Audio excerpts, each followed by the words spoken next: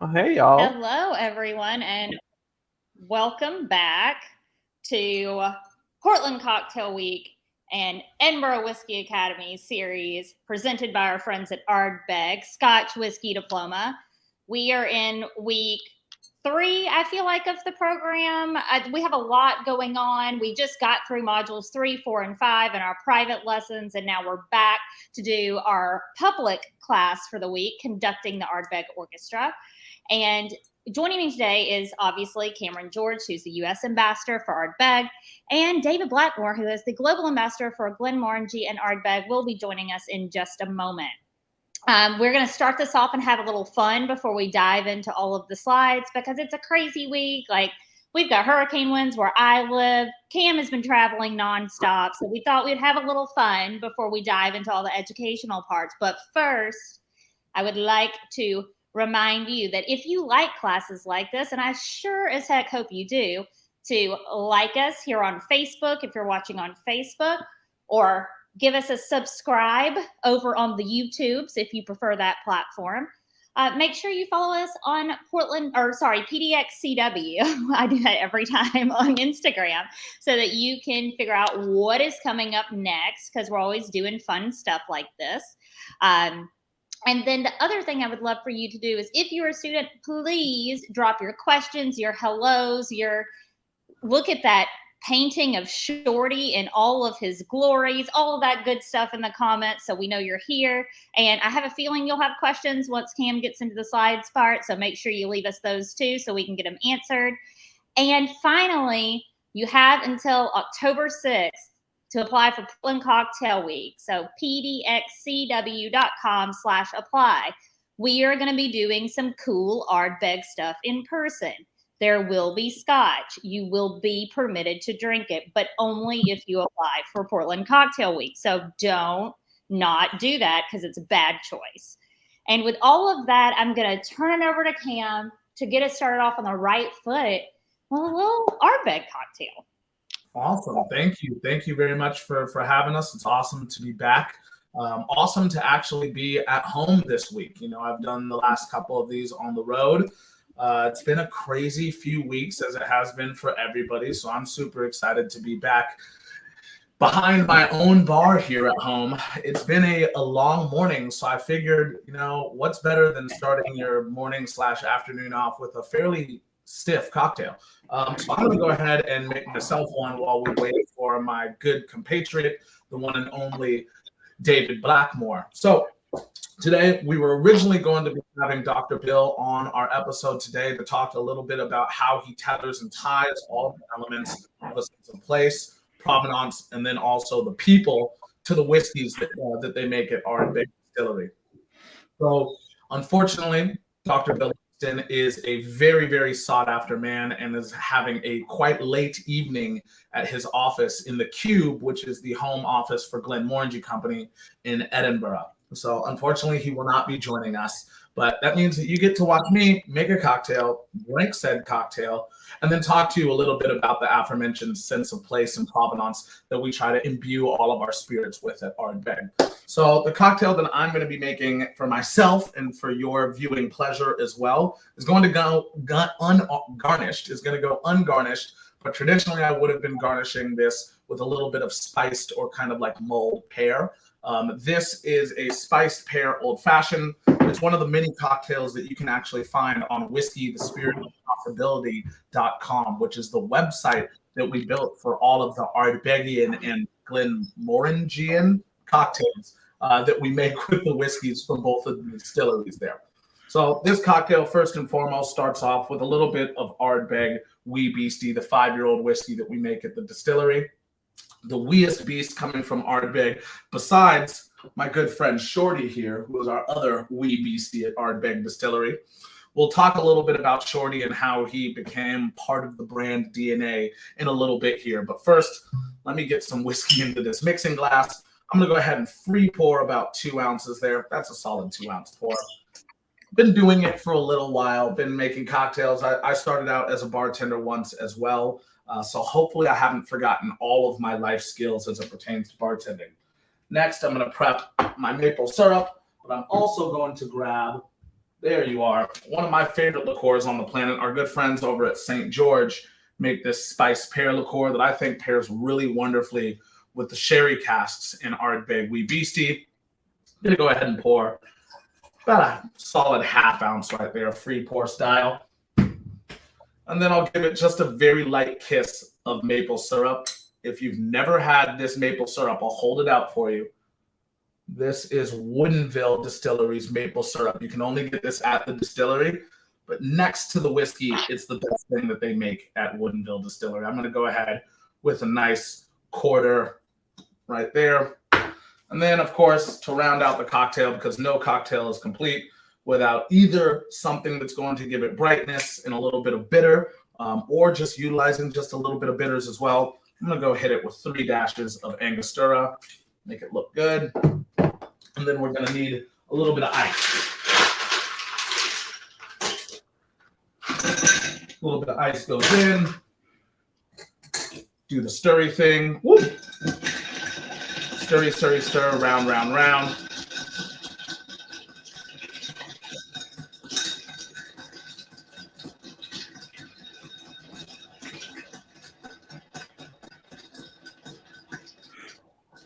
Perfect. Great dilution. Let's make sure we try that. Turns out it's delicious.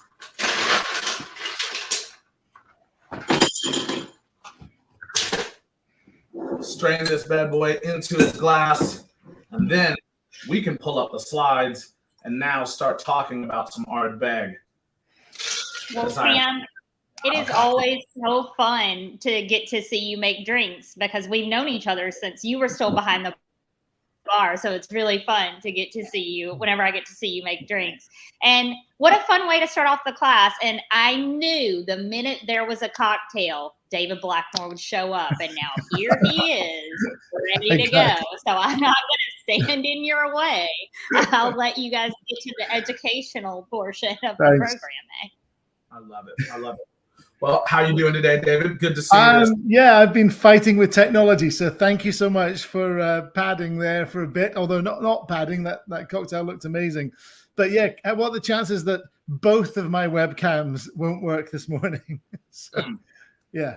Knowing you, highly, highly likely. Yes. Highly likely that that's the case. There we go. Good to see you. So I'm on this backup camera that makes me look even whiter and sort of bleached out than normal. So that's good. That's a good look. Awesome. So last we spoke, you were out on Isla. I was. They've got the beautiful Ardbeg distillery. How was it being back on Isla? This was trip number 5 of the year for you. I think so. Yeah, something like that. Maybe 6. I've lost count. I know it was epic. Short trip, but really great to be back and to see everything. Kind of the new still house bedding in nicely. Everyone was on great form, and we got to visit a few of our neighbor distilleries as well, which was always good. And managed the old seafood picnic out on the boat around the island as well. So the weather was looking favorably on us for sure. Good, fantastic. So the new distillery, the new still house is looking good.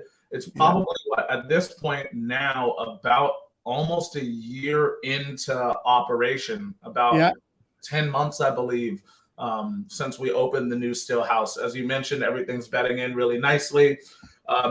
Did you by chance get to taste any spirit off of the stills? I did, and luckily it's classic Ardbeg new spirit. So very, very pleased to see it being so recognizably Ardbeg. Yeah, absolutely. How would you describe the new made spirit if you had to? It's a funny one. The thing that has always come to my mind, it reminds me of something like smoky buttered mashed potatoes. And that sounds weird, but there's this kind of a buttery mashed potato note to Ardbeg's new spirit.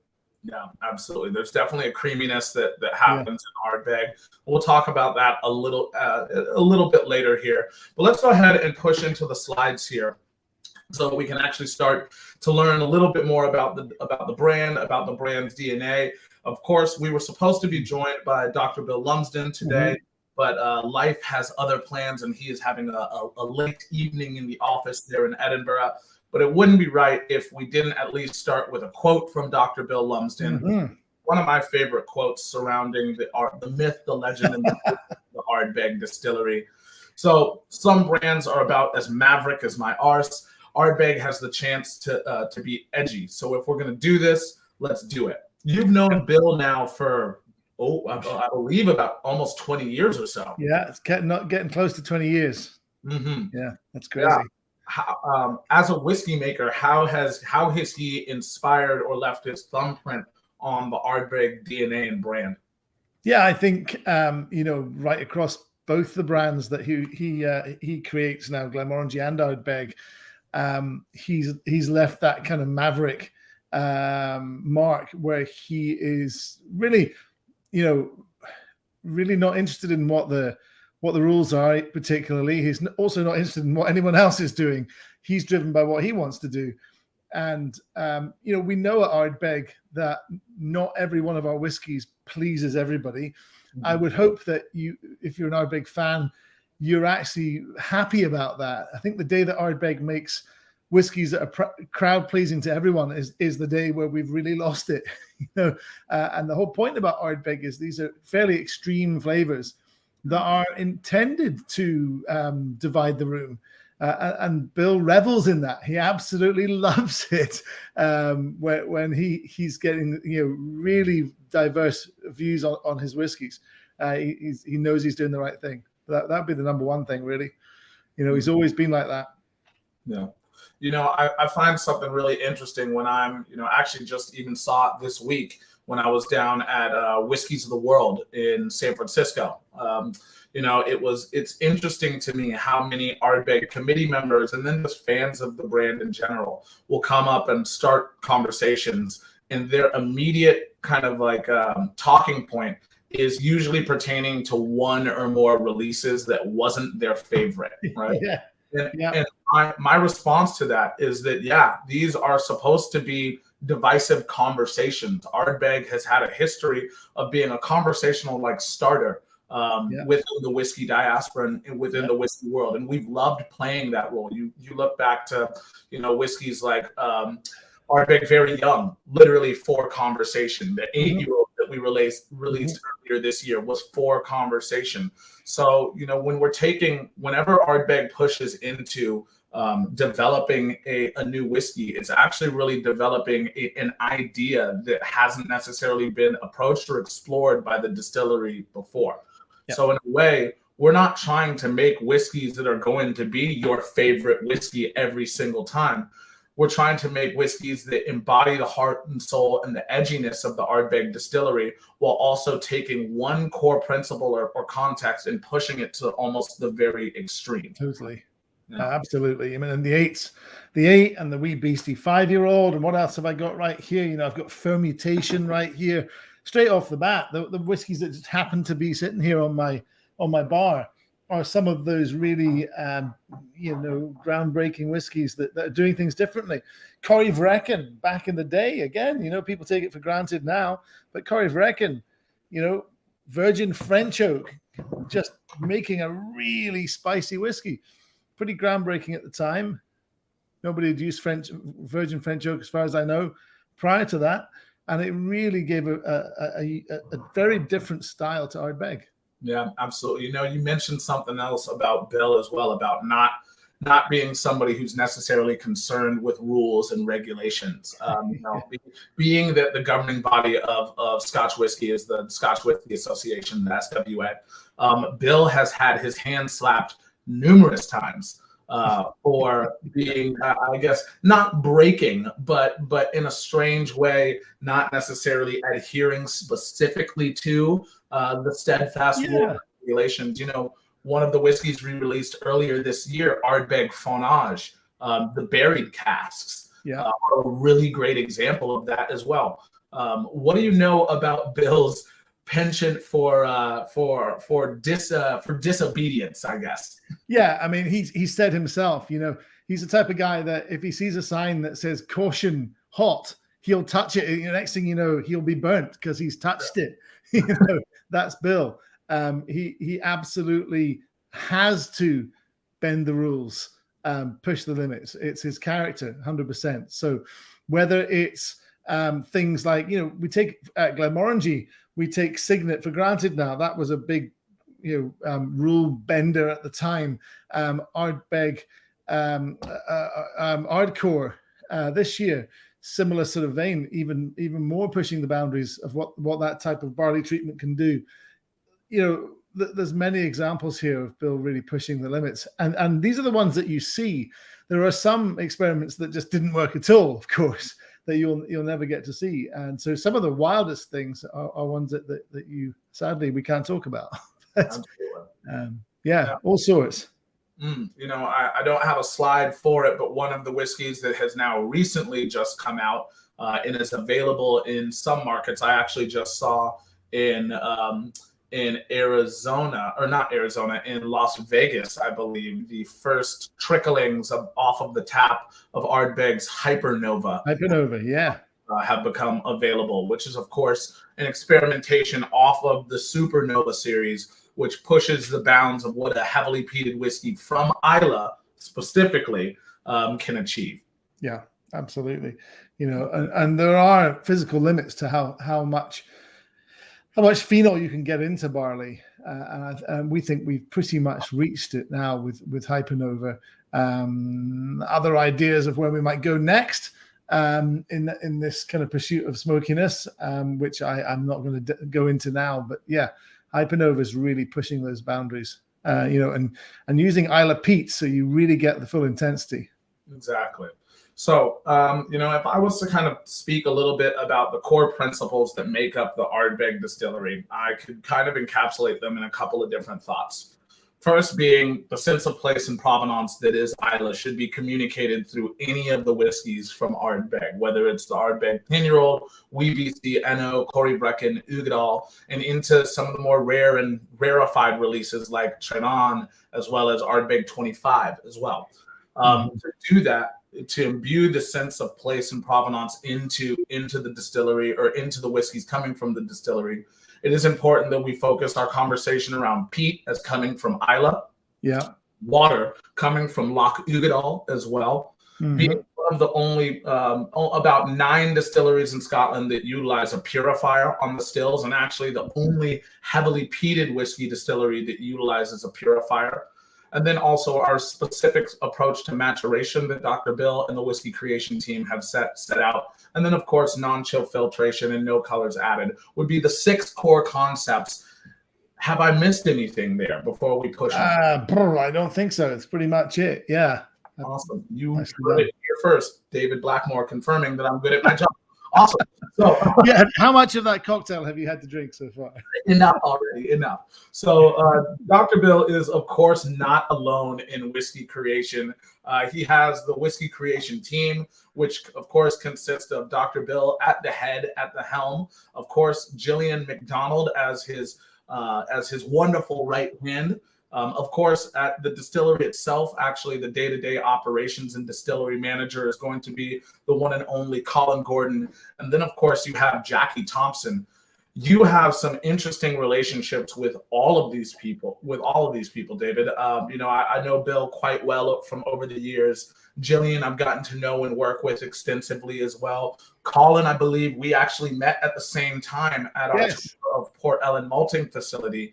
But Jackie is somebody that you have a really awesome relationship with. And I'd love for you to tell us about the gifts that you just brought over to Ardbeg. Oh, yeah. So, I mean, Jackie, first of all, Jackie is, without, going overboard too much, Jackie's just about the greatest human being I've ever met.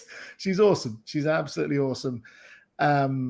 She is Ardbeg. She's an absolute ray of sunshine. No matter what the weather's doing at Ardbeg, there's always a ray of sunshine, and it's Jackie. I've never seen anyone just smile all the time and be obviously loving her life so much. So if you go to Ardbeg, if you haven't met Jackie, what have you been doing? And if you do know Jackie, you'll know exactly what I'm talking about. And I've known her, since the first time I walked into Ardbeg Distillery in 2004. I've known Jackie, so yeah, and sometimes the team there at the distillery, all the way out there on Islay, sometimes I feel get a little bit forgotten by the greater organizations. So I discovered that I had a lot of Ardbeg kind of winter jackets that were surplus to requirements in the US. So I shipped, I don't know what quantity you would say, a very large quantity, putting it politely, of Ardbeg jackets to the distillery. So they're on their way now. So don't try and intercept them, anyone. So they'll all have nice new jackets. So that'll be fun. And some nice US-made Ardbeg trucker hats, which the guys who actually work in the distillery, run the stills particularly, really like. They were asking me to send them more. So they're on the way. I love that. You know, one of the reasons that we speak about Ardbeg as being an orchestra is because you have so many personas in I guess I would even call them large temperaments that are at play. You know, Dr. Bill being the most highly awarded whiskey distiller on the planet, 5-time World Whiskey Distiller of the Year. I believe that there is no greater master distiller on the planet than Dr. Bill. Jillian, who is just an absolute whirlwind of an individual and a mastermind of whiskey maturation as well, and how to utilize and approach the whiskeys that we make at Ardbeg. She is a mastermind as to how to break them down to their individual components and then reassemble them as something significantly greater. And then, of course, you have Colin, who's day-to-day manager at the distillery as well. Colin is, even though not an Elic by birthright, is somebody who's lived on the island for quite a while now and has worked multiple distilleries, and then also knows the capabilities and capacities at Port Ellen Malting Facility more than really anybody else, as he was the site's manager. Of course, you have Jackie, who I believe came to the distillery in 2000 or 2003. I can't remember the right back at the beginning when we bought the distillery, pretty much. Awesome. Okay. So Jackie has been around the distillery for quite some time. Doesn't look like it, but she she certainly doesn't. Absolutely. All right. But those aren't the only members of the Ardbeg kind of orchestra, or the conductors of the orchestra.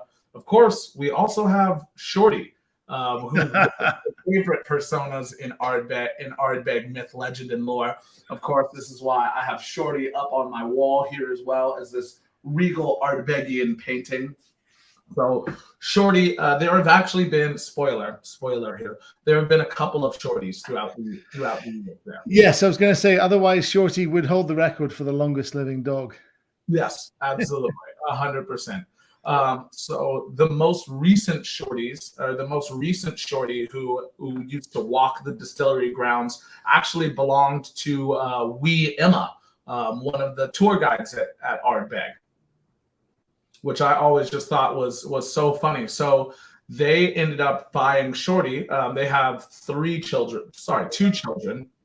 Nope, 3. I was correct. They have 3 children. One of whom, I guess, was asking for a pup, asking for a dog, and they end up getting a new Shorty, a new terrier. And Emma's husband actually works down the road at Lagavulin Distillery, and he's also worked at Laphroaig as well. And word on the street, or quite literally on the one street, because it's one road that runs in between all 3 distilleries there. Word on the street is that Shorty enjoyed going to work with him, but also would love to walk down the road and visit Ardbeg. So this dog that would start its day down at Lagavulin and Laphroaig distilleries would end up walking down the road to Ardbeg to go see his mother, Wee Emma, and spend time at Ardbeg distillery, which I just find something kind of enchanting about that story there as well. Yes, and I remember the original Shorty as well, and he was the same. He would always... He'd come trotting down the road, the kind of approach road down to Ardbeg Distillery, as if he owned the place, very much so. I really think in his little doggy mind, he was the boss. Yeah, that's too funny. Dogs are always the boss. We don't have any specific questions yet. It's mostly people being like, I will also have a Scotch cocktail. I'm going to have a wee beastie old fashioned with maple syrup, all kinds of things like that. I just popped in to say that I cannot prove it, but I do think there's the amount of women you have in leadership and the fact that a dog is your mascot has something to do with how good the whiskey is. I can't prove it, but I think that's part of it. Mm-hmm. So thank you for showcasing all of the women who help make this beautiful product, and also just generally having Shorty be a part of things, because like more dogs in any capacity. So please continue, but thank you both for that. You know, there's actually a matriarchal history to Ardbeg that sometimes goes a bit untold as well. You know, back through the 1850s, the McDougall sisters, who would have ended up owning the distillery back through parts of the 1850s and into part of the 1860s, before they eventually sold pieces of the business to their business partner and distillery manager at the time, Colin Hay, would have owned and operated the distillery. And actually, you know, that's something that doesn't get discussed enough, especially in the whiskey greater diaspora, is the way that distillation has been affected specifically by women. You know, I think that oftentimes people forget that small home distilling operations oftentimes were operated by women of the household. So there's the underpinnings throughout the history of time, especially in whiskey, of a matriarchal society that hasn't necessarily gotten its day in the sunlight. So that's a very good point to make there as well. So even pushing just a little bit further now, we can talk about the other members of the Ardbeg Orchestra, the ones who make the chorus of the Ardbeg Orchestra, if I was to call it that. Of course, the Ardbeg Committee, as you've known, I think I've mentioned it a couple of times throughout our last few sessions. The Ardbeg Committee is now over 160,000 individuals worldwide. People are just very committed to the Ardbeg brand, and as well as the life that comes with being an Ardbeg Committee member. I would always say lovingly, very lovingly, we make whiskeys for weirdos, and I'm a weirdo, so I drink Ardbeg, and I drink Ardbeg cocktails all the time as well. You are definitely a weirdo. As soon as I said it, I was like, David's going to have something to say about this. But then again, I am proudly a weirdo too, so it's okay. I love it. So let's talk a little bit about our island home. Let's talk a little bit about Islay itself. Because again, that is, I think, in terms of tasting whiskey, I'm a massive fan, of course, of the way things smell and the way that they taste. But I also think that there should be a transportive kind of method or like effect of drinking whiskey. So for me, Ardbeg 10-year-old, I adore Wee Beastie very, very much so. But Ardbeg 10 has this kind of ability to teleport me directly from wherever it is that I'm sitting in the world, directly being to like right back out on the pier, on the dock at Ardbeg. And that's something special to me, because anytime you can kind of imbue a spirit with the underpinnings of the sense of place that it's born from, you know, that spirit is inherently doing an excellent job, and you have to give it 2 thumbs up. So the way that Ardbeg essentially is able to take you out of whatever environment that you're sitting in and immediately teleport or transport you directly to the shores of Islay, it is amazing to me. So, David, you've had a lot of experience and a lot of time spent on Islay, not because you're old. Thanks. Yeah, what are you saying here? I wasn't implying that, but because of your love of the distillery as well. When you're nosing Ardbegs, is there any kind of consistent through line that is indicative or representative of the sense of place that they're born from? I think it's one of the distilleries that where the whiskey smells so much of the place and where it's from the kind of obvious level where literally every glass of Ardbeg 10 just takes me straight to standing in the still house.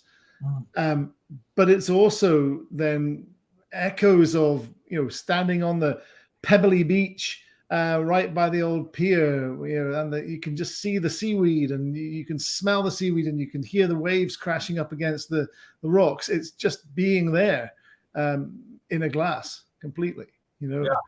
Particularly, you're right, with Ardbeg 10, it's the one.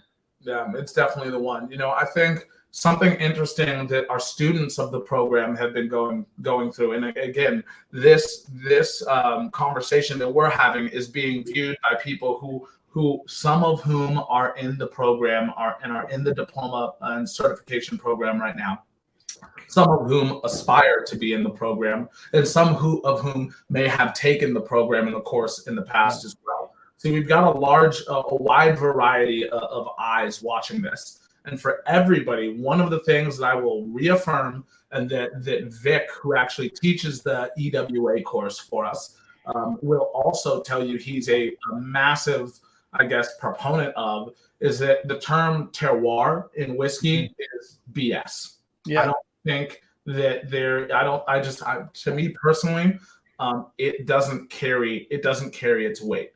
But there is something to the term provenance, which is a relationship between one specific place and then also the people that have embodied and lived in that place for thousands and thousands of years. So when you think about whiskey, especially a category like single malt Scotch whiskey, and a category like bourbon as well, anything that can be broken down into a specific category, those categories love and enjoy romance language. And part of the romance language that we've all been tricked into believing is that, these casks sit by the seashore and, they're imbued with this salinity and salty air. That's where the saline element, and the salinity really comes in. Wrong. The place in terroir is imbued into the whiskey. And that's BS. That's not how whiskey behaves. If I was to think about one element that could be viewed as not necessarily terroir, but specifically as like having a provenantial nature to it, it would actually be the peat, right? So peat on Islay, again, is just decomposing plant matter. We've discussed this numerous times if you've watched any of these videos. So one of the slides that we'll actually bring up for you now is actually a cross-section or metaphorical cross-section of what a peat bog on Islay would look like. So there are two various and varying different styles of peat bogs. On Islay, there are three main bogs that are utilized for peat hewing for whiskey production purposes, right? So this is a cross section or a metaphorical cross section of what would be called essentially a bog that is basically fed over time. It's what you would call a blanket bog. So these blanket bogs they're influenced by humanity and influenced by mankind, because they come about because of deforestation that would have happened in the Neolithic and even into the Bronze Age as well, which is where, a lot of people who would have settled on the islands and on the Hebridean Islands thousands of years ago would have started to cut down a lot of trees to heat their homes, to cook their food, and also to build their houses as well, because this would have been the natural shelter. It would have been the naturally occurring fuel source at the time.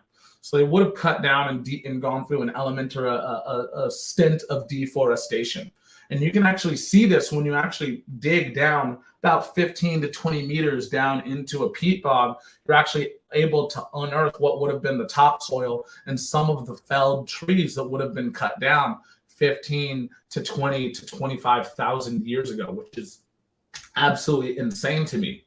Yeah. So as deforestation on the island would have become a key factor, then you would have had an element of saturation and oversaturation, a waterlogging of a lot of the other trees and rootlets that would have lived in the area. So you would have killed off the rest of the trees in microflora and fauna that would have lived in the area. Now, what then would have happened would have been like regeneration. So, some, I guess, plants and shrubs and things that would have been a little bit more low-laying and probably have been a little bit more accustomed to a waterlogged and water-saturated environment would have now started to grow. This is things like heather, like myrtle, like bogwort as well, would have started to grow year on year on year on top of each other. And that's how blanket bogs are formed, as opposed to the other style of bogs that you see mainly in mainland Scotland. I'm thinking of bogs like up in the Highlands, bogs up in, up past like Wick near, up past Wick and Tane, and actually even out onto some of the northern isles as well. These bogs would have been bogs that are actually called raised bogs. So these raised bogs would have come about as the receding of the polar ice caps would have left large divots and almost small craters across the landscape of most of mainland Scotland. And you'll also find peat spread out across the world. So it's not necessarily only peat bogs in Scotland that we get to have this conversation about.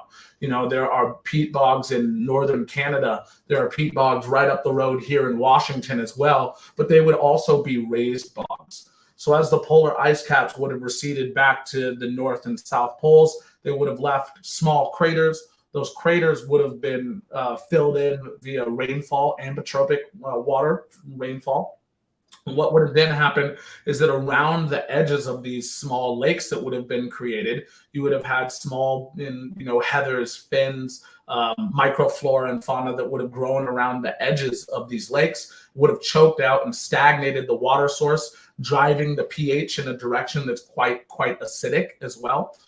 Hence why peat bogs are such great carbon capture sinks. They're great carbon sinks, essentially, right?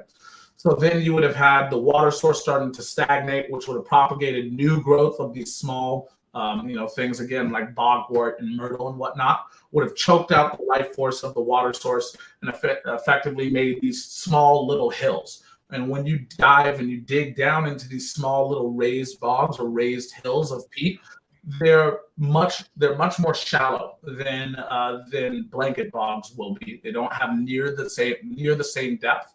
And then they also don't have as much organic plant matter and flora and fauna that's still left in a solid state, right?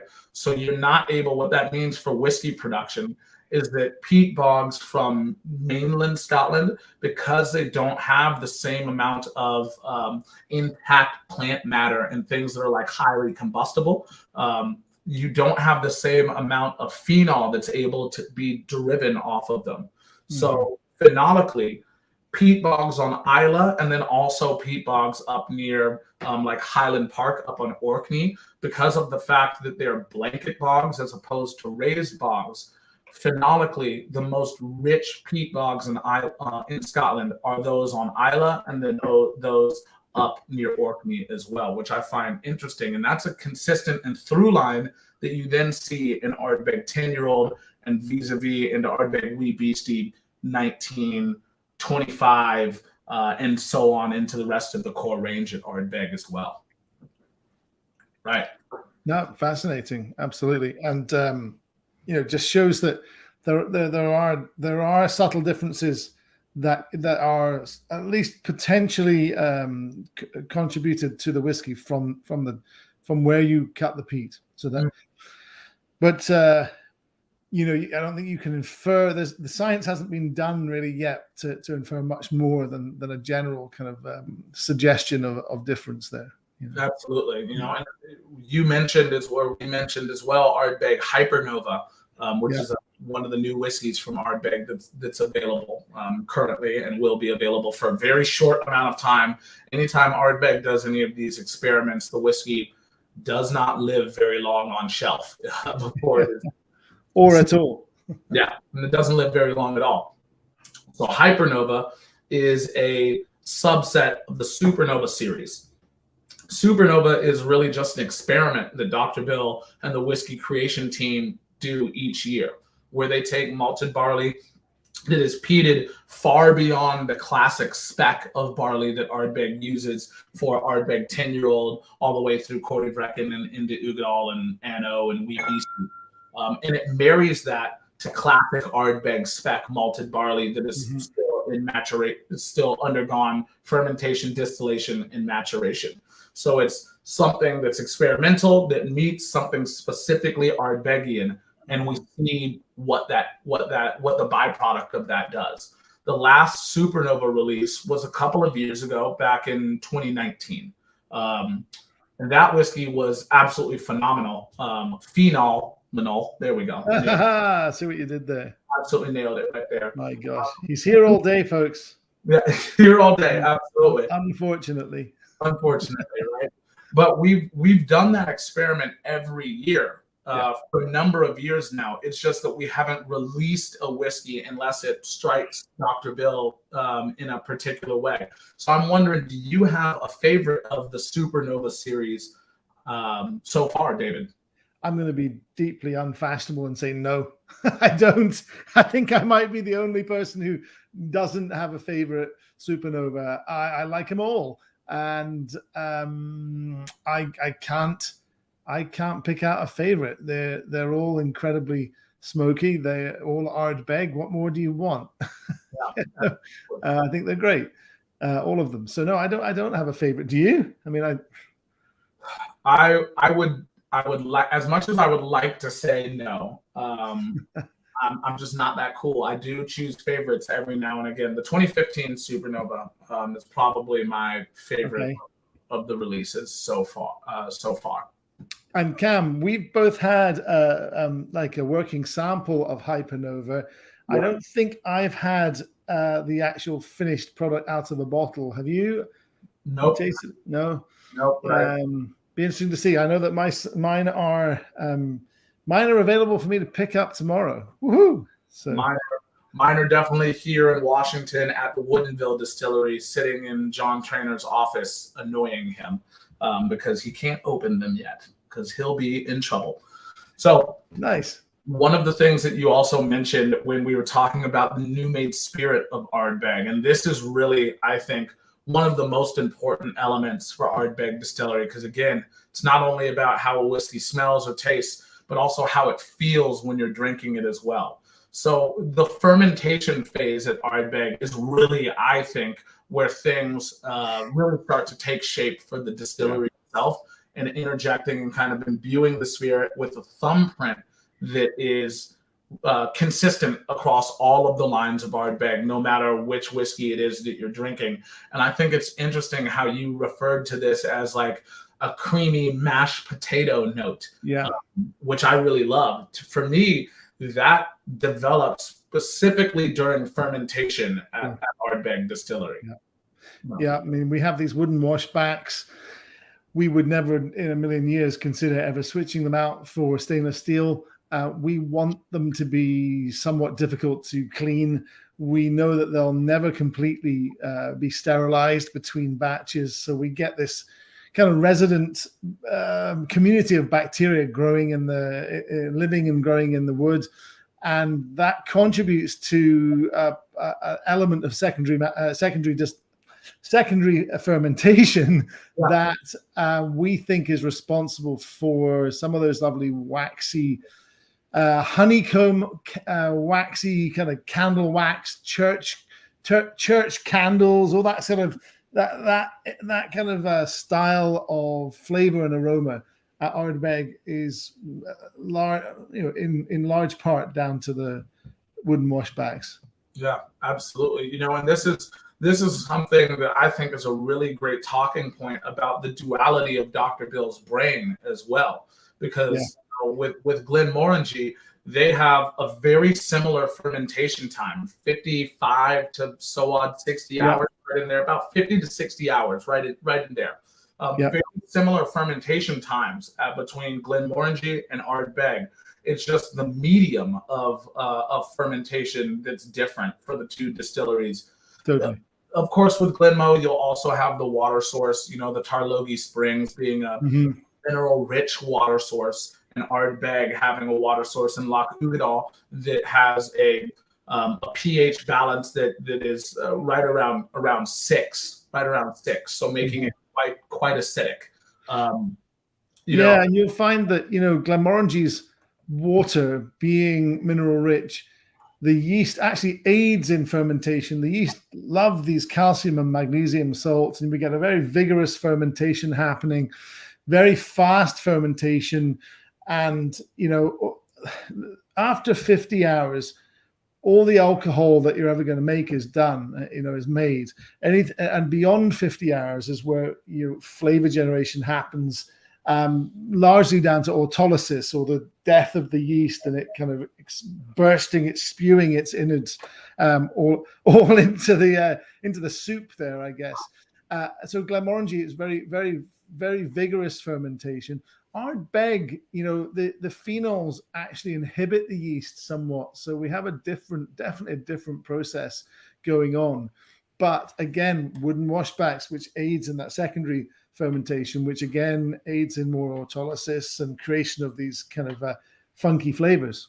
Yeah, absolutely. And again, like that's one of the things that we were kind of getting at there, is that the Oregon pine, which is the oak that's used, or the wood that's used to build these washbacks, is a bit porous, right? So there are plenty of crevices for lactobacillic acids and other congeners to start to hide, right, and kind of find little nooks and crannies. So it is for the betterment of the whiskey that we make at Ardbeg, that our fermentation vessels are able to be inoculated with a series of different acids, of aldehydes, of different congeners, and also of like esters as well. They're going to contribute lots of additional flavor into the fermentation space after the yeast is done working and has gone through,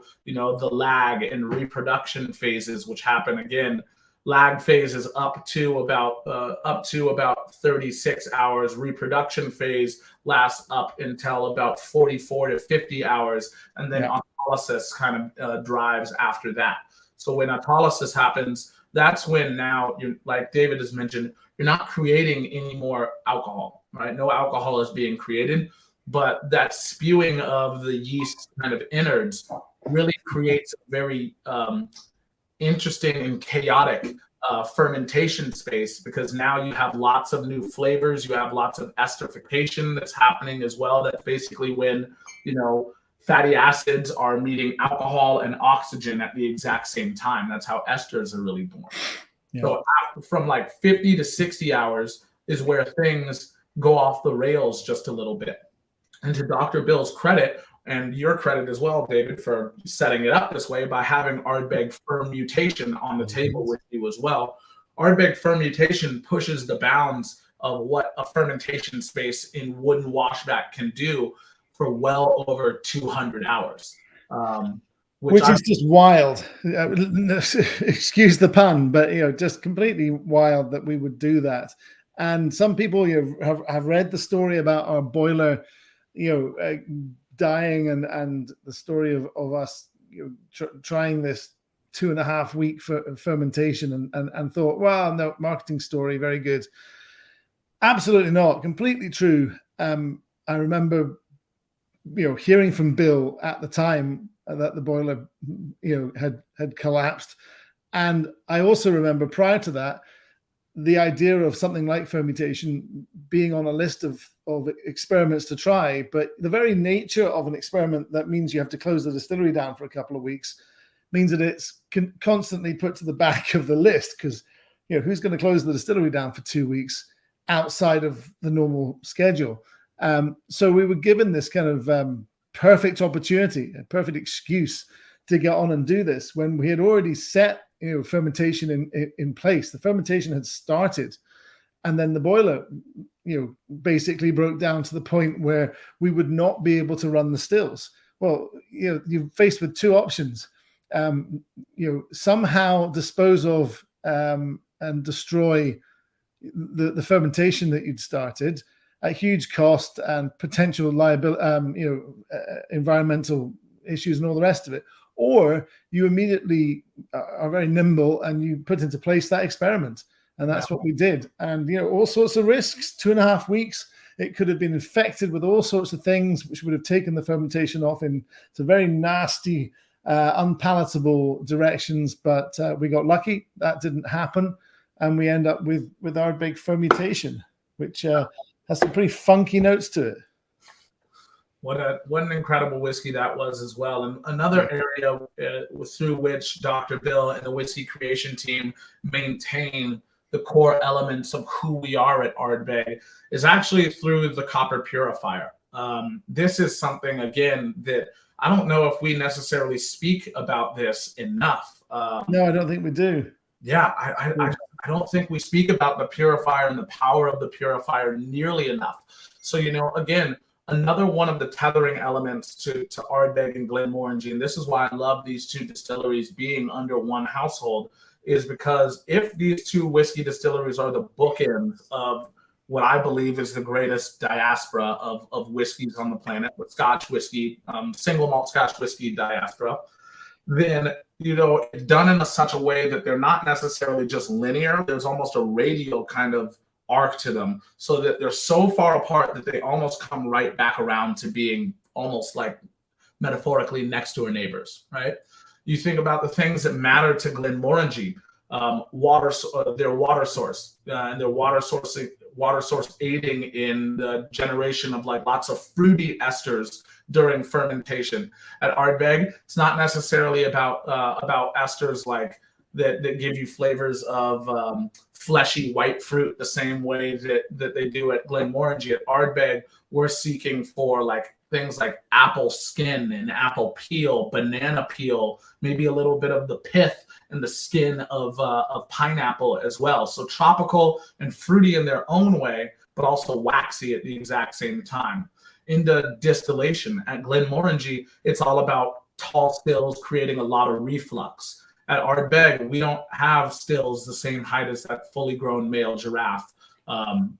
There's just, our stills aren't that tall, but we're able to force a lot of reflux by utilizing the purifier. So in a way, Ardbeg mimics some of what we do at Glenmorangie, but we just take a little bit of a different route to get there. So I'm wondering if you might be able to talk us through what we're seeing on screen, which is the purifier that exists on the stills at Ardbeg. Yeah, so I mean, like you said, Glenmorangie stills, very, very tall, thin-necked stills. Classically, what a gin still in London would have looked like in the mid 1800s. Ardbeg stills, lantern-shaped stills, very different in shape. And without the purifier, we would have an awful lot less reflux than at Glenmorangie, and we'd have an awful lot less copper contact than at Glenmorangie. We still do have less contact, and that's why we make a more oily spirit than Glenmorangie. But the purifier, if you look at this diagram here, as we are, and this is on the spirit still, so the second distillation, as we are following the vapors rise up the neck of the still, come over the top and hit the line arm, and they start to be condensed. It goes, follows logic that the least volatile parts of those alcohol vapors will condense first. And those will be the ones that are trapped in this kind of bucket, the first part of the purifier. The lighter, more volatile parts of the distillate will actually make it over the top of that, still as vapor, and condense the other side of the purifier. But the heaviest, least volatile elements will be liquid again and fall down into the top of the purifier, work their way around the pipework. And what you don't see here at the bottom of the diagram is that pipe actually feeds back into the bottom of the spirit still. So those vapors, the most least volatile, the heaviest parts, will actually be back in for another distillation. So you could say that we have a little bit more than a 2 times distillation. We have a 2.05 or something, distillation. And by constantly keeping those heavier elements out of our spirit that ends up being filled into casks, we can really heavily peat smoke our barley and still have a spirit that has complexity to it. It's what the marketeers at the company coined as our peaty paradox, which I kind of like, actually. I love it. Yeah, I absolutely love that. I've been saying it for years now as well. Yeah, I've just been a massive fan of the peaty paradox. because it does also reveal itself on the palate as well. This is why, Ardbeg 10-year-old, which will be our drop-in dram of the week next week for those of you in the course. Mm-hmm. This is what we did last week for those of us who were in the course. That's why we start with this whiskey as kind of the bedrock and the foundational element through which Ardbeg is communicated. Because this whiskey only has ex-bourbon barrel. There is no sherry cask that's being utilized. So it's the clearest visage of how the distillery operates, and also the clearest visage as to how the purifier affects the new made spirit at Ardbeg. So we were talking a little bit in the class yesterday that our members are going through, that all of our wonderful students throughout the the EWA program are going through. We had a wonderful conversation about different cut points, and one of the distilleries on Isla that I think is of just a really beautiful, not necessarily antithesis, but counterbalance to what we do at Ardbeg is actually our good friends at Laphroaig. Who, there's a bunch of history between the two distilleries. At one point, they would have been owned by the same company. Actually, the team at Laphroaig is a large part of why Ardbeg didn't become totally defunct in the 90s.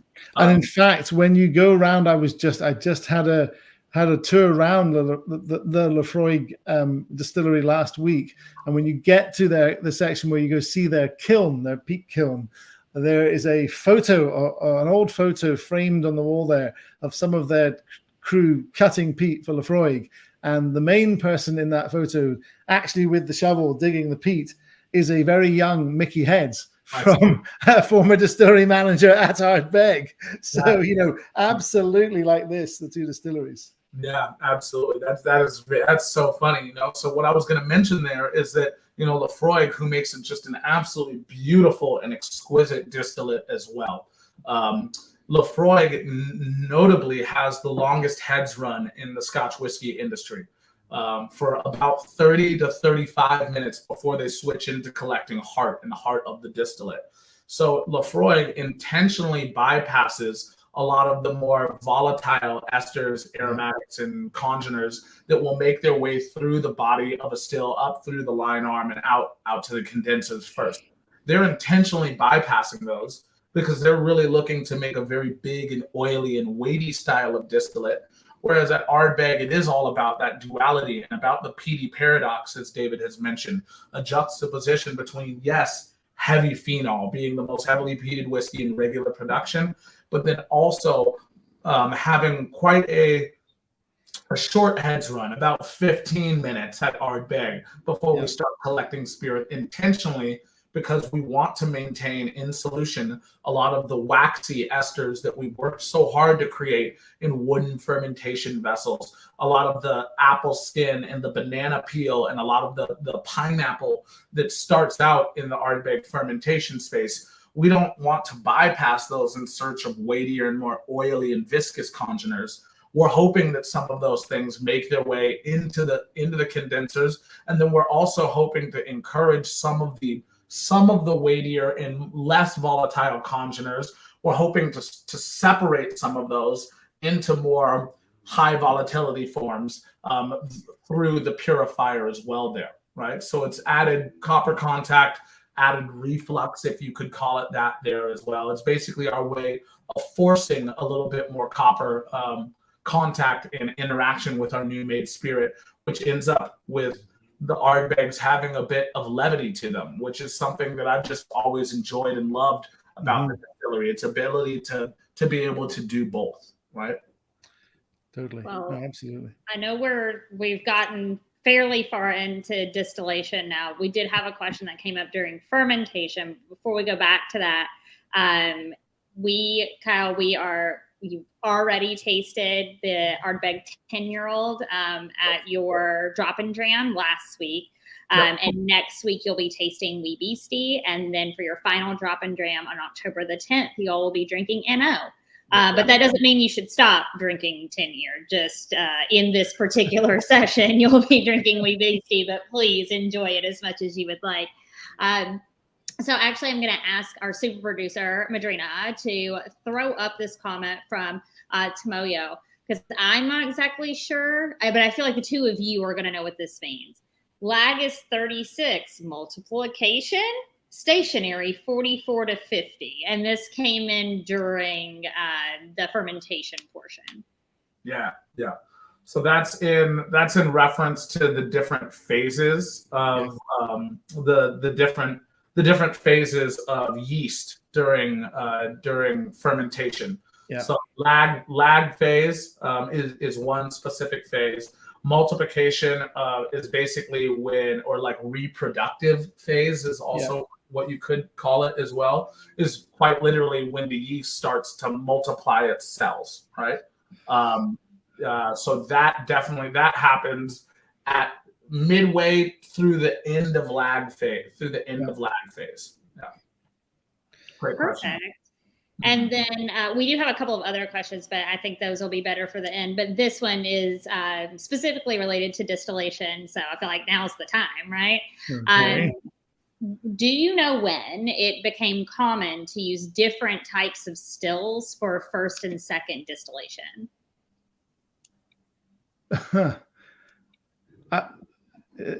Cam, unless you have any specific knowledge on that, I think it probably just happened from day one organically as the industry crept out of being moonshiners and kind of initially it was probably a lot of distilleries and distillers, it was probably just whatever they could get their hands on at first. But there is a consideration that you would, if you were a relatively knowledgeable distiller, you would want to have what's called a balanced operation. So, and as you go from, and it's in the course, if you're doing the course, I forget the numbers off the top of my head now, but if you go from wash still to spirit still, the volume decreases. So, you would want the capacity of your stills to match your operations if possible. But in terms of the shapes of stills, many of the distilleries in Scotland today, where you see all sorts of different shapes of stills, it's been because of just kind of fairly unplanned expansion over time, opportunistic purchasing of stills from other distilleries that have closed down, all sorts of things. So a lot more happenstance than planned flavor profile kind of design for a lot of distilleries. I would say Glenmorangie stills, we can prove absolutely that, we're founded in 1843, but it wasn't until 1887 that these tall stills went in, and we can prove that they went in at a very particular time, designed for a particular reason. And we've kept that shape and style ever since. Ardbeg, there is some mystery surrounding our stills, to be honest. For example, when did the copper purifier go in at Ardbeg? Answer: nobody knows. Nobody knows exactly. We know when it wasn't there, and we know when it was, but there's a big gap in between where nobody knows what was there. So there's no actual proof of when the purifier went in. Yeah. There's no proof when the shell and tube condensers went in.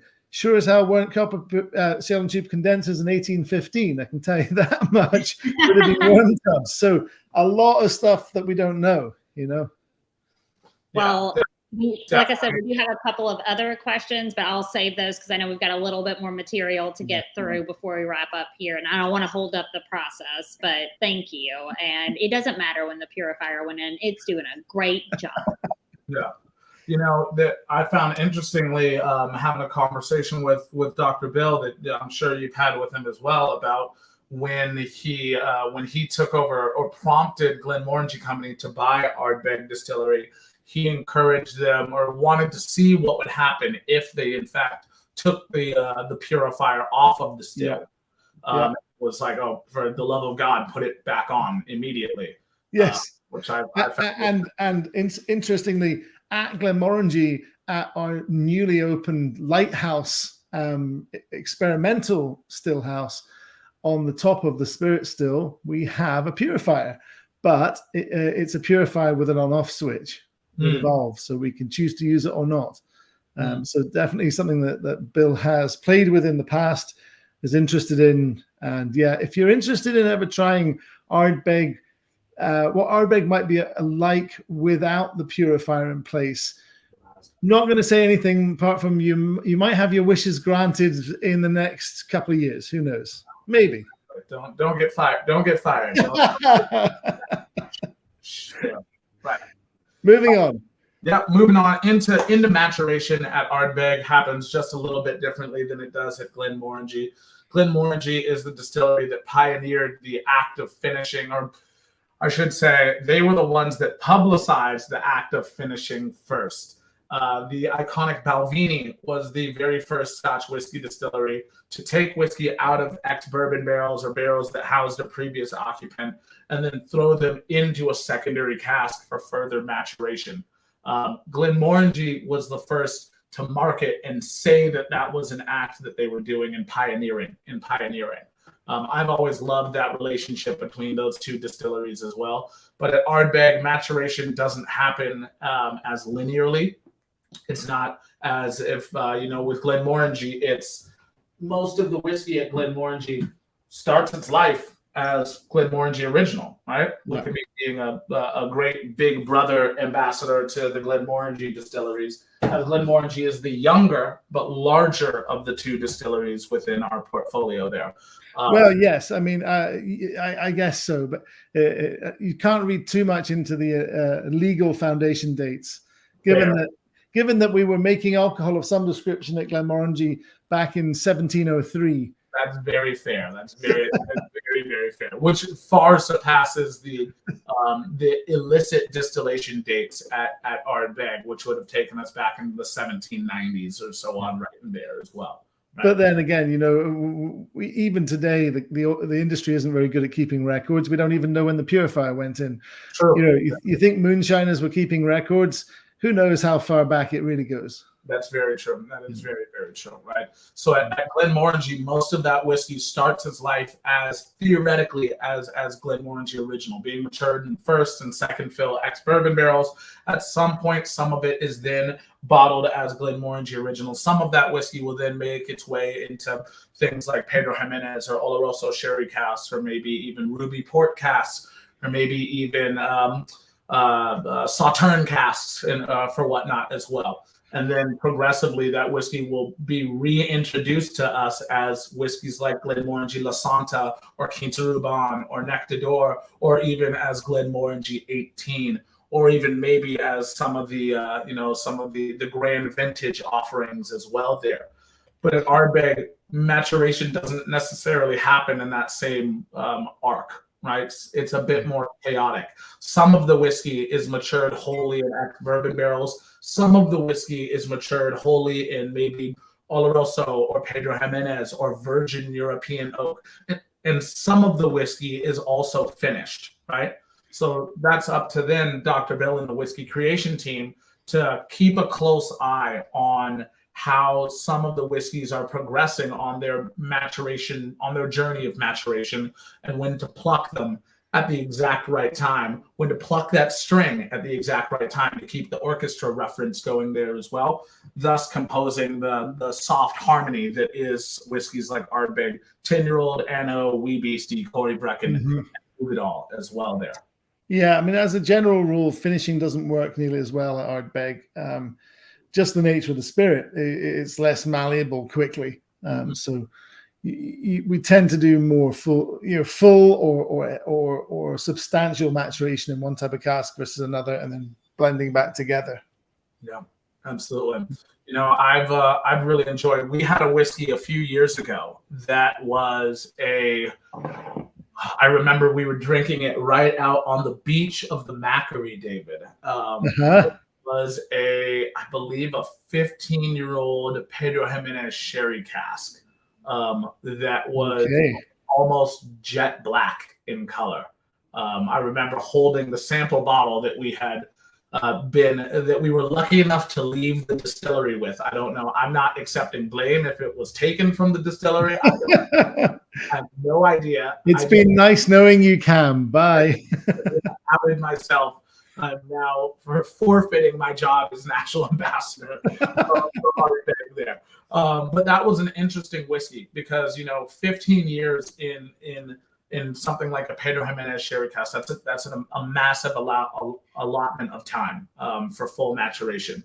And what I really loved was the way that it still spoke softly of undertones of Ardbeg distillery, that the distillery's profile in DNA wasn't totally lost to what happens in the oak. As Brendan, who used to be part of the whiskey creation team, would always say with Ardbeg, that the spirit is quite rough and ready. You know, I've absolutely loved that, because even as Ardbeg continues to mature out, even if some of it is in Oloroso or a secondary, you know, a sherry cask or something that's held an oxidative wine before, you'll never completely mask the underpinnings of who we are and the DNA of the distillery, right? And you see that even in Ardbeg 19, right? The newest batch of Ardbeg 19, the Trevan, specifically, it does still tell you that it is an Ardbeg. You still get all of the menthol and a lot of the nuttiness that you see in some of the other whiskeys. And it's not just totally about the conversation that the oak wants to have and lead there as well. Yeah, no, totally. Lots of menthol, actually, in some of these older Ardbegs, and a lot of these kind of tropical fruit notes as well. Yeah, agreed. So we'll push on. Let's go ahead and step into the next slide here. One of the things that we don't do, most of the people who are in the Ardbeg class and in the diploma certification program right now absolutely know this, that Ardbeg does not chill filter our whiskeys. Again, it's not only important how it smells, how it tastes, but also how it feels when you're creating a whiskey as well. For Ardbeg, non-chill filtration for us means that we're leaving in solution and intact some of those waxy esters that we worked very hard to create way back in fermentation, as we were speaking about there as well.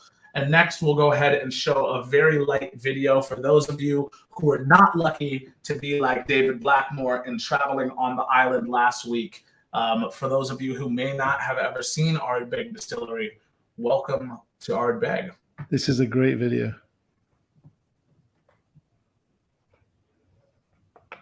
Maybe.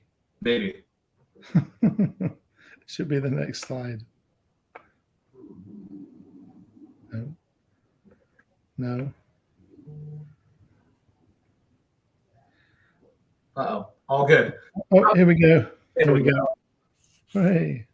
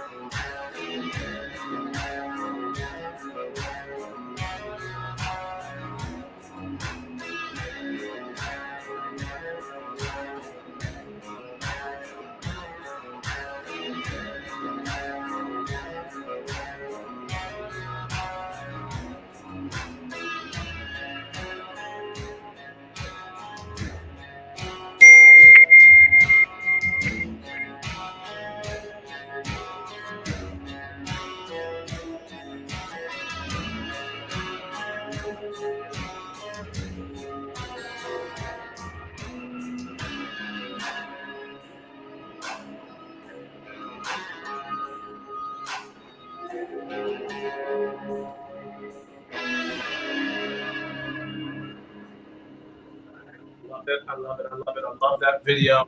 The way that it encapsulates and captures everything and every single step of the whiskey making and producing process at Ardbeg Distillery.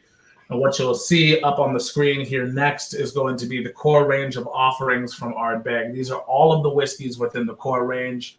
For all of those of you who are in the EWA, the Scotch certification course and Scotch diploma course, you will be having 3 of the whiskeys. We've already checked off of the box Ardbeg 10-year-old.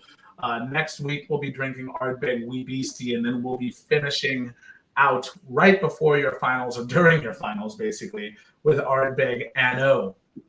Throughout the rest of the core range, of course, you'll have the iconic Ardbeg Uigeadail, which is 2022's World Whiskey of the Year, 3rd time that whiskey's won that award. And you'll also have Corey Vrecken in the core range of Ardbeg. A couple of things that we're also known for are limited and very rare one-off releases that we experiment with, or limited editions. Those include whiskeys like Ardbeg Kelpie, like Ardbeg Fermentation, Grooves, Ardbeg Drum, Ardbeg Black, Ardcore, Ardbeg Dark Cove, as well, Ardbeg Day. So those are whiskeys that we do once a year as well. David, any thoughts on the limited editions and what they mean for the Ardbeg Distillery as we start to land the plane here? I think it just shows the versatility of Ardbeg. Yes, we're big and peaty and in your face, but we have a myriad of different styles. We have enough complexity there because of the peaty paradox that we can play on different styles and different angles of Ardbegs to give Ardbeg fans something different and interesting on a regular basis. And yeah, you're not going to absolutely fall in love with all of them. Otherwise, we wouldn't be doing our job properly, like we said at the beginning. But at least, hopefully, there's something there that will be of interest. And hopefully, you'll see that we have the best of intentions to create these, exciting talking points in the whiskey world. Mm-hmm. Absolutely. And then, of course, not part of the core range, but a reoccurring one-off release that we do. One of them is called Ardbeg Tregan, Ardbeg 19 years old as well, which you'll see up on the screen here. I think one of the more beautiful bottlings that we offer from Ardbeg. There's definitely batch-to-batch variants every single year. The flavor profile and organoleptic profile of the whiskey also changes just ever so slightly, while it maintains to have the same bottling proof, and then also the same allotment of ex-bourbon and Oloroso sherry. We haven't changed that up yet, but each of the whiskeys are generally a little bit different from the one to its left or to its right. And then, of course, the whiskey that I actually refer to as Unobtainium due to its beautiful and bespoke packaging. Another one-off release that we do each year is Ardbeg 25-year-old, which you'll see on the screen here as well. Unfortunately, we won't be imbibing on Ardbeg 25 in the near future on the Ardbeg course, but hopefully it's something that you all come to know and love from the distillery. With that, I know that we've got a couple of questions there, Brittany. I didn't want to take all of our time, but wanted to leave a little bit of time for questions there. So thank y'all for having us, and let's see what the questions have in store here as well. Well, you were just speaking of packaging, and our Scotch diploma students, Cam has a funny story about someone not wanting to sell him Ardbeg 25 unless they could sell him the whole bottle. So make sure you ask him about that because it's hilarious. But what are the inspirations behind the bottle designs?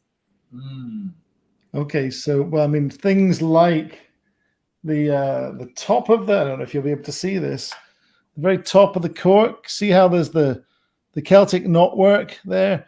That comes directly off the center of the Kildalton cross, which is in the Kildalton church, right by Ardbeg Distillery. We're in the parish of Kildalton, and the A of Ardbeg is based upon the letter A in the Book of Kells, which is a very important illuminated manuscript. So, for example, we've taken things from that. But when we get to individual bottlings, some of the top of the 25-year-old is actually kind of very stylized. Believe it or not, stylized from an image of peat stacks. Bizarrely, it doesn't look like it anymore, but that's where that came from. But really, it's we take our whiskey very seriously. We don't take ourselves that seriously. So each label really is about having a bit of fun. So fermentation, the washbacks are alien craft coming down to abduct members of the distillery. Why not? It's a bit of fun. Mm-hmm. Anything to add there, Cam? Yeah, I think I definitely love the point that we take the whiskey very, very seriously, but not necessarily ourselves. Yeah. Another part of the orchestra that goes into creating a brand as iconic as Ardbeg has to be the marketeers and has to be the marketing department as well.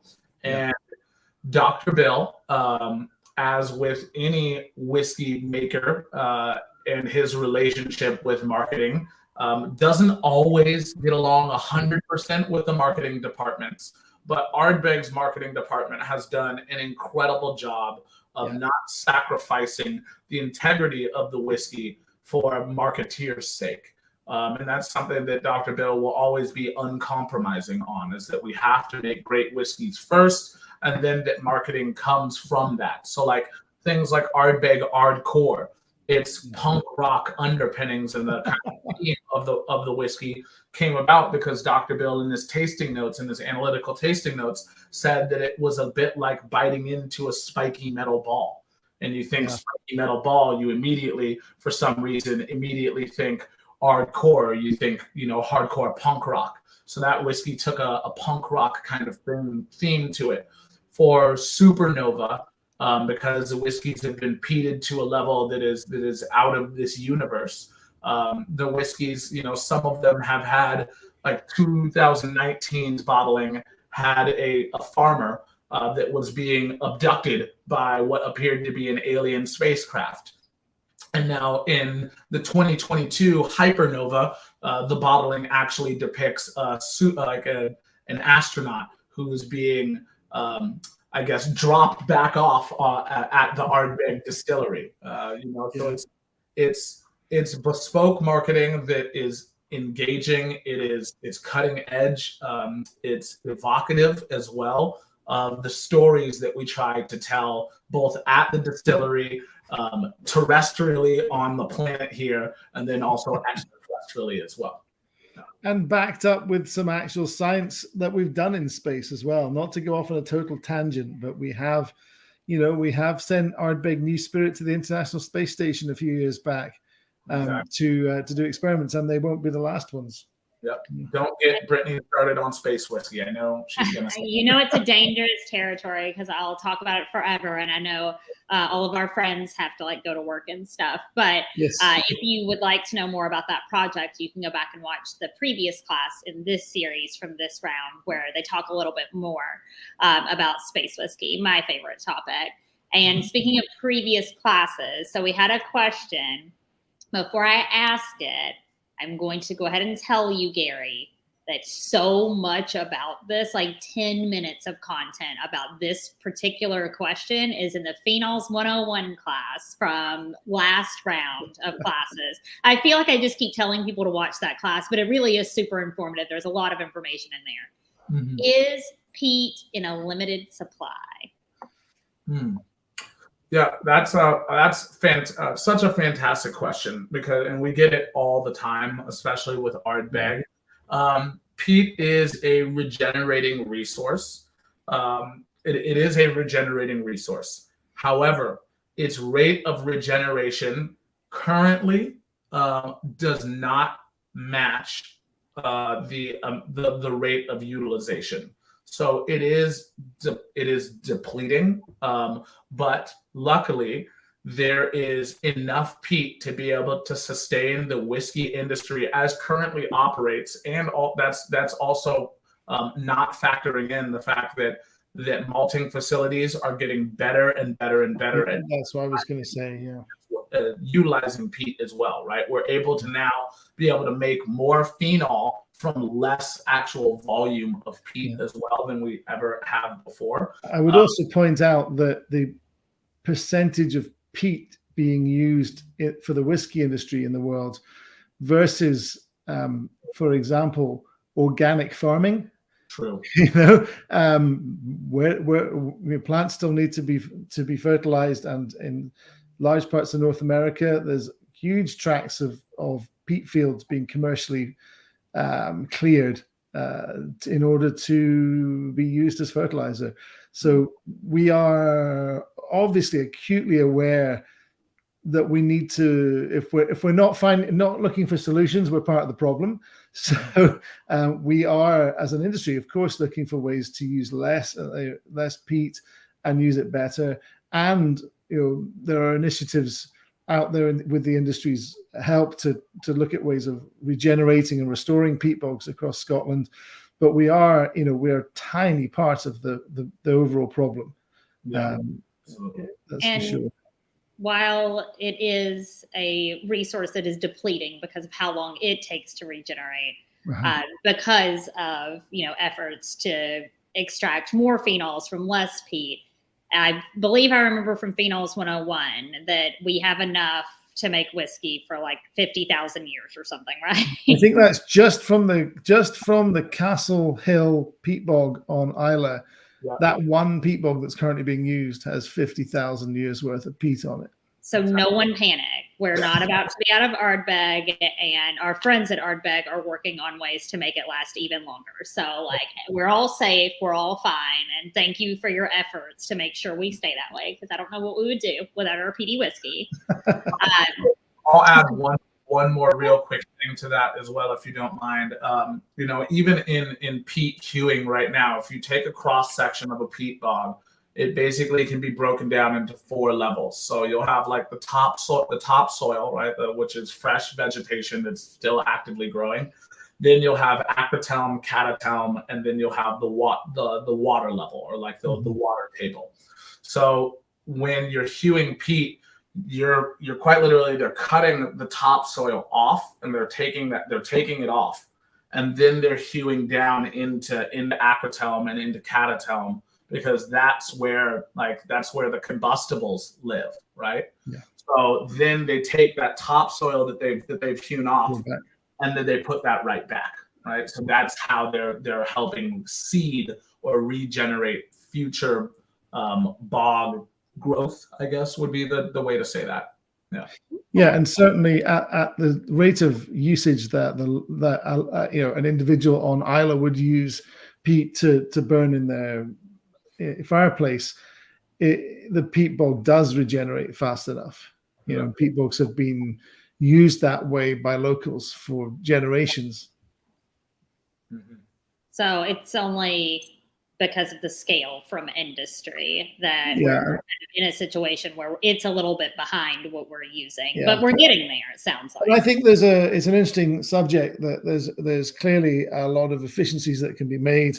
It's very nice to look at floor maltings in the few distilleries around Scotland that still have floor maltings with old-fashioned kilns, but they're clearly, technology of many hundred years, a couple of hundred years ago, and we're already with industrial maltings, like Portela maltings, at a much more efficient level there. And I think that technology is really 60s technology. So there's a long way that we can still go.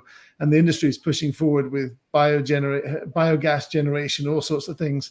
And I think part of the focus will need to be on the very careful use of peat. And I think we probably have a lot of efficiencies we can still make.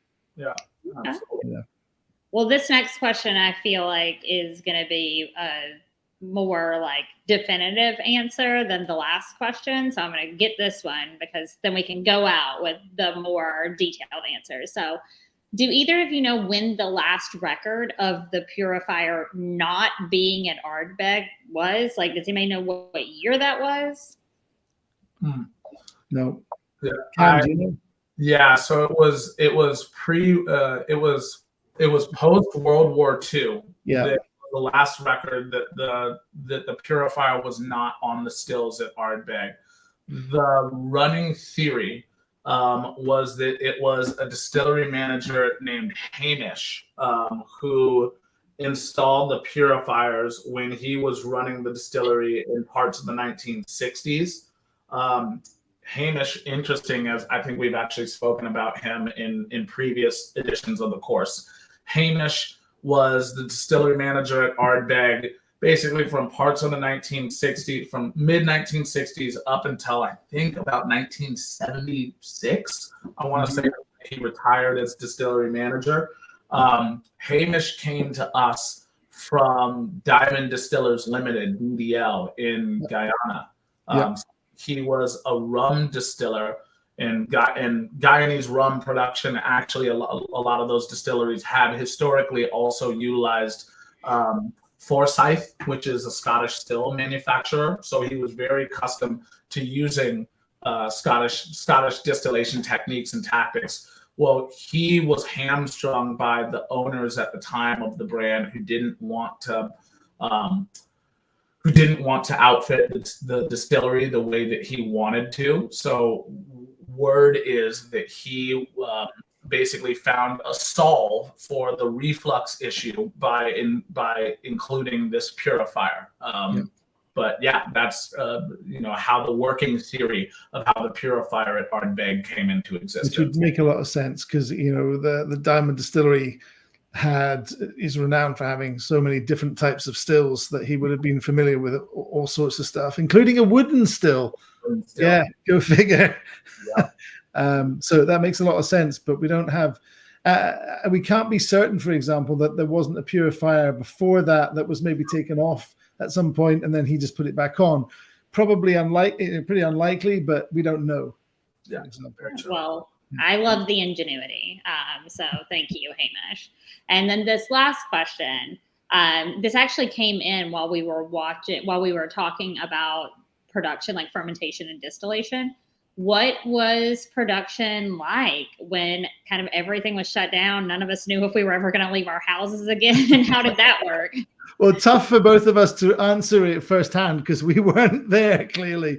However, I know that there was a brief period of time, where both our distilleries were shut, and then we quickly the teams worked out a plan where luckily, actually, the distilleries were the relatively easy place to be able to put into a system of kind of separation, because it's a shift thing anyway. So distilling fairly easy, warehousing much more difficult, and we had to work out a system, whereas before we would have guys rolling the barrels from one person to the next in the warehouse. We had to change it to one person, one barrel right through the system and keep them away from each other. So that was interesting. But other than that, very drafty warehouses, so good ventilation there as well. The number one issue really, and the place that took the longest to reopen, was bottling. Bottling hall, bit of a nightmare to work that out. But distilling itself, not too much of a problem. We were shut for a short period of time and then up and running again. Thankfully. Also mentioned that, in the heart of 2020, we were coming to the close and the end of putting part of putting the end of the new distillery together. Yeah. So I had to do some finishing touches and construction amidst a lockdown. And actually, with a batch of Ardbeg Trayvon that we dropped and we released in 2021, puts that it was bottled during a lockdown. Yes. Directly on the label there as well, as a part of added romance language there as well. Really enticing stuff. Exactly. Well, I'm sure anyone who's working at any distillery can tell you that bottling and particularly getting glass right now is still a challenge from that period of time.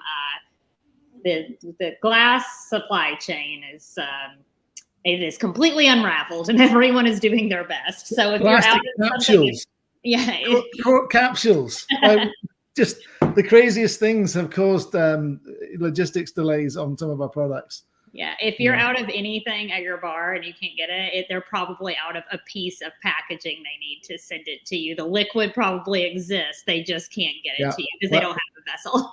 Absolutely true. I can't. I'm not allowed to go into details, obviously, but yes, many occasions where that is true on both our brands.